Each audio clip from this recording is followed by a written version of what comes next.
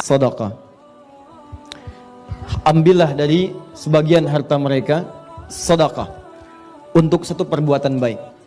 Jadi ingat baik-baik, sedekah itu dalam bahasa Al-Quran itu menunjuk semua perbuatan baik, semua yang baik. Di fikih disebut kullu ma'rufin sedekah, semua yang baik-baik disebut dengan sedekah. Zakat disebut sedekah, infak sedekah, salat sedekah. Jadi semua yang baik-baik. Jelas ya? Jadi jangan dipersempit pemaknaannya sedekah itu hanya dengan uang dimasukin kotak, tidak. Semua yang baik-baik disebut apa? Ya, nanti saya turunkan. Nah, di sini Allah katakan, lihat sini. Kata Allah, ambil dari sebagian harta itu untuk sedekah, untuk mengerjakan nilai kebaikan. Sedekah juga ada yang mengartikan ini turunan dari kata sedekah. Pernah dengar kata-kata ini? Shadaqallahul azim. Itu kalimat pengakuan bahwa semua dari Allah itu benar. Pengakuan iman. Nah, maka kenapa disebut dengan sedekah? Karena amalan ini bentuk pengakuan kita terhadap kebenaran Allah. Di Allah menurunkan satu kalimat, hei kata Allah, zakat.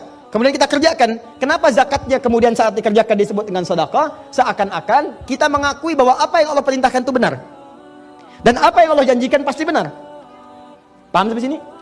Contoh, saya ulang. Karena saya lihat ada sebagian wajahnya yang wajah minta tolong. Ustaz tolong jelaskan lagi.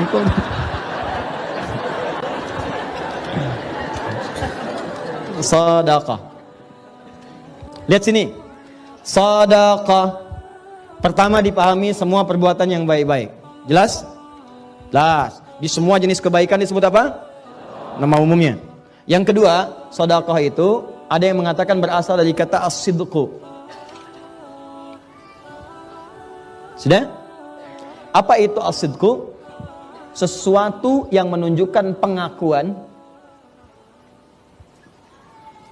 atau pembuktian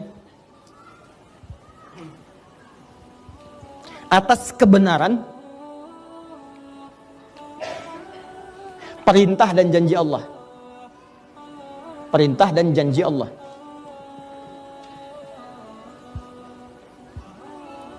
Sudah? Pengakuan atau pembuktian atas kebenaran perintah dan janji Allah Subhanahu wa taala. Aplikasinya begini, contoh. Di sini ayatnya tentang zakat terkait harta. Kata Allah, ambil dari sebagian hartamu kalau sudah mencukupi syarat dan ketentuannya untuk zakat. Kenapa zakat disebut sedekah? Karena saat zakat ini ditunaikan, pertama dia mengandung unsur kebaikan. Bukankah saat berzakat ada nilai kebaikan di situ? Ya, orang bisa dibantu, kita dapat pahala, baik kan? Yang kedua, dengan kita menunaikan zakat ini berarti kita mengakui bahwa perintah Allah ini benar. Benar, kita membenarkan perintah Allah, kita tidak melanggarnya. Jadi begitu Allah katakan, kamu zakat. Kalau Anda ingin disebut sebagai hamba yang membenarkan perintah Allah, mengakui ketentuan Allah itu benar, maka buktikan. Buktinya saya keluarkan. Begitu Anda keluarkan, kenapa disebut dengan sedekah? Saya sedang membenarkan perintah Allah Subhanahu wa taala. Seakan-akan Anda katakan, ya Allah, benar apa yang kamu sampaikan.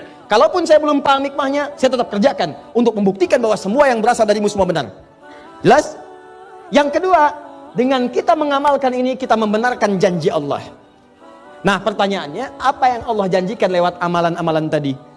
Ternyata orang yang berzakat itu dijanjikan oleh Allah Subhanahu wa taala hartanya bukan berkurang tapi bertambah. Makanya kenapa zakat di Quran disebut sedekah?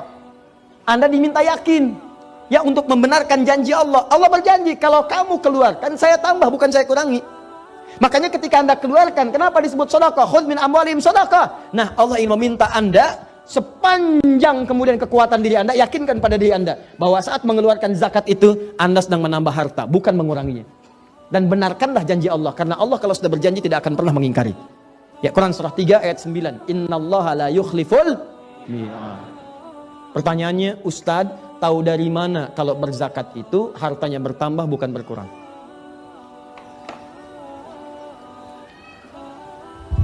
Tulis pakai bahasa Arabnya, az-zakat.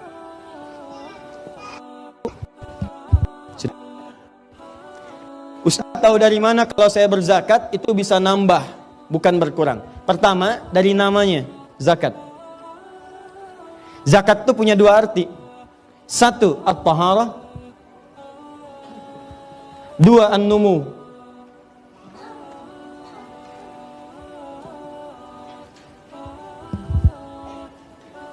Sudah? At-taharah artinya sesuatu yang suci dari dalam dan bersih di luar.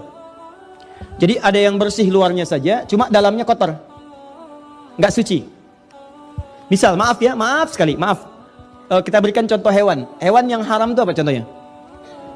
Kalau hewan yang antum sebutkan tadi, misal dia dibersihkan tuh, ya, dibersihkan, dicuci, dimandiin, disisirin, gitu kan? Misal, ya, maaf, bersih nggak? Bersih, suci nggak? Tidak. Maka bahasa Arabnya al-khinziru nadhifun walakinnahu ghairu tahir. Khinzir, babi itu nadhifun, bersih luarnya, cuma tetap haram, nggak suci. Sama dengan manusia misalnya, pakai dasi, pakai jas, bersih, rapi, cuman maaf hatinya kotor, pencuri. Ya, pakai dasi, pakai jas, datang ke masjid, orang takbir pertama dia mundur, tas orang diambil. Ya, jadi penampilan itu hanya untuk menyesuaikan dengan tas isi laptop yang diambil. Paham? Baik, sama datang ke kantor untuk korupsi, datang ke kantor untuk menipu, pakaiannya bagus. Nah, itu disebut dengan orang yang bersih tapi tidak suci. Bersih bahasa Arabnya nadhifun. Tapi kalau sudah suci dalamnya, bersih luarnya disebut dengan tahirun. Sifatnya disebut dengan taharah. Kata Allah, kenapa zakat disebut dengan zakat? Wa aqimus shalah wa atuz zakat. Zakat. Kenapa disebut zakat? Karena fungsi zakat yang pertama membersihkan kotoran di hati kita sehingga tidak terlampau loba dengan urusan harta. Gak diperbudak harta. Jadi kalau Anda tidak ingin diperbudak oleh harta, capek mikirin harta benda. Ngitung lagi. Padahal yang ada pun belum dipakai. Kata Nabi, orang yang bisa makan di hari itu udah orang kaya. Kalau punya jatah buat besok udah kaya banget. Nih Anda ini harta itu cukup untuk 2 tahun ke depan, masih dihitung juga. Padahal hidup aja belum nyampe setahun. Kebayang nggak? Nah, jadi ada orang yang diperbudak dengan harta, ngitung. Dan yang paling bahaya adalah ketika dia sudah pelit dengan dirinya sendiri. Hartanya banyak, tapi nggak kepakai dengan diri sendiri. Sakitnya sudah parah, sudahlah obat generik aja. Wah, berobat nggak mau, itu nggak mau, tersiksa dirinya. Yang ngeliatin datang ke kebun cabai, cuman metik, hartanya ribuan triliun. Ya, meninggal di kebun. Paham? Dan banyak orang yang tidak menikmati itu. Ada orang diperbudak harta tapi tidak berkahan di dalamnya. Silahkan, tiba-tiba setelah banyakin 1.900 triliun, tiba-tiba keluarganya pecah, dengan istri berpisah dan sebagainya. 25 tahun sudah menikah, ya kan? Dan seterusnya, dan tidak sedap, hidupnya nggak tenang, dibincangkan orang, masuk di media, masuk ini, masuk itu. Apa harapannya? Tidak ada. Nih, orang-orang yang berzakat itu oleh Allah dijaga dari sikap yang berlebihan terhadap harta. Diseakan-akan harta itu hanya dibuat oleh Allah mencukupi semua kebutuhannya, jadi pas. Dan orangnya juga tenang, bukan kurang. Dia dibuat pas dia pengen ada, pas butuh ini ada, pas mau berangkat kendaraan ada, pas mau makan makanan ada. Cuma tenang, pas mau dibagi pun tenang, keluar. Jadi dia merasa harta ini bukan sesuatu yang penting dalam hidup. Dalam arti harus tergantung kepada harta, tidak. Tapi dibuat harta mengikuti irama hidupnya. Jelas? Nah, yang paling dahsyat adalah, lihat baik-baik investasinya. Kata Allah, zakat ini saat dikeluarkan bukan sekedar membuat kita loba, menghindari sifat loba terhadap harta dan menepis racun ketergantungan kepada harta. Tapi yang kedua, ini yang paling dahsyat. Ternyata itu mengembangkan harta dengan bahasa yang indah. An-numu. Numu itu jumlahnya banyak tapi manfaatnya seimbang. Kan ada yang jumlahnya banyak tapi manfaatnya nggak ada. Nambah tapi nggak kepake. Ini tidak. Begitu nambah, kepake. Nambah ada manfaat. Kalau bukan untuk dia, untuk anaknya. Kalau bukan untuk anaknya, untuk cucunya. Kalau bukan untuk cucunya, saudaranya. Kalau bukan untuk saudaranya, tetangganya. Jadi ketika Allah tambahkan, selalu ada manfaat di dalamnya. Pernah dengar kisah Utsman bin Affan radhiyallahu ta'ala anhu? Coba antum cek. Beliau itu hampir setiap hari asetnya nambah. Tapi kebahagiaannya itu selalu ketika beliau bisa mengeluarkan bagian dari zakatnya, bisa sholat malam tahajud sampai dengan khatam Al-Quran, dan biasa membaca Al-Quran. Yang paling dahsyat, setiap nambah aset selalu ada manfaatnya. Asetnya nambah, orang Yahudi menguasai sumur. Kata Utsman, saya beli aja. Begitu dibeli, bukan cuma jadi aset tapi jadi manfaat. Semua yang haus tinggal ngambil, gak usah bayar lagi. Kebunnya diambil lagi oleh Utsman, saya beli lagi kebunnya. Semua yang pengen kurma, ngambil aja sekarang, ngambil, gak usah bayar. Yang lapar ambil, yang haus tinggal minum. Miliknya tetap milik Utsman. Dan ini kan terus bergerak kan nilainya. Setiap masa berganti, ini nilainya terus bergerak. Sampai sekarang asetnya masih ada. Dijadikan apa? Disiapkan untuk penginapan. Semua hasilnya disimpan di Bank Saudi, disedekahkan atas nama Utsman bin Affan radhiyallahu ta'ala anhu. Sampai sekarang, orangnya sudah nggak ada 15 abad tapi asetnya masih ada dan manfaatnya terasa. Dari mana ini semua? Ini salah satunya, kebiasaan Utsman untuk berzakat. Setiap orang yang berzakat, maka harta yang dikeluarkan itu dilipat gandakan paling minimal 10 kali lipat dari sebelumnya. Paling minimal 10 kali.